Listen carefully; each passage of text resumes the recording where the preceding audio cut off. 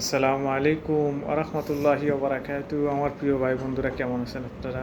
আমার প্রবাসী বন্ধুরা, আশা করি অনেক অনেক ভালো আছেন। আসলে আমি আজকে 2 মাসের মতো কোনো ভিডিও বানাই না, অনলাইনে কমই আসি, খুবই আমি একটু অসুস্থ, ব্যস্ত।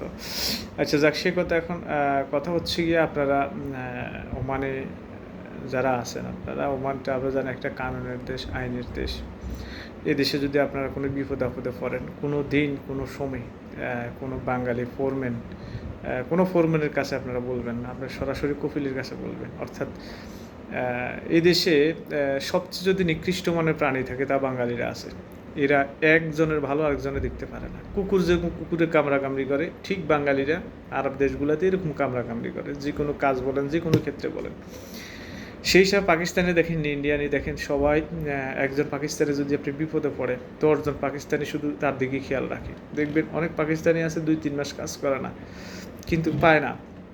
একজন পাকিস্তানি কাজ আরেকজন পাকিস্তানিকে নিয়ে যাবে, কাজের ব্যবস্থা করে দিবে। ইন্ডিয়ানের ক্ষেত্রে সেম সেম, কিন্তু বাঙালির ক্ষেত্রে একজন যদি কোনো রকম আপনি ভালো একটু চলে, আরেক বাঙালি কিন্তু এটা হইতে দিত না। বাঙালি এটা জাতের একটা সমস্যা আছে। তো আপনারা যদি কোনো দিন কোনো বিপদে পড়েন, কোনো সমস্যাতে পড়েন, আপনারা বাঙালি কোনো মাধ্যম ধরবেন না, কোনো ফোরম্যানকে বলবেন না। কারণ জীবনও এরা যদি আপনারা জানকারি বিশ্বাস করে দেয়, জানকারি মানে আপনার কলিজাটা দিয়ে দেয় সামনে সামনে, পিছনে কিন্তু আপনাদের জন্য কিছুই করবে না তারা।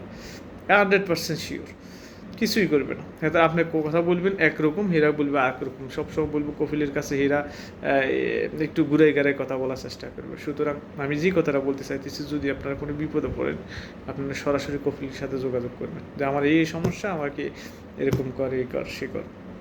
আপনারা যেটুকু, আর আমাদের বাঙালির একটা খাসিয়ত আছে, যেটা নোয়াখালীর ভাষার প্রতি খাসিয়ত, ভাষা শিখে না। আর আপনারা সবচেয়ে আগে ভাষাটা শিখবেন। দৈনিক যদি 5টা করে ভাষা শিখেন, 2 মাস ভিতরে ভাষা কমপ্লিট হয়ে যাবে মোটামুটি।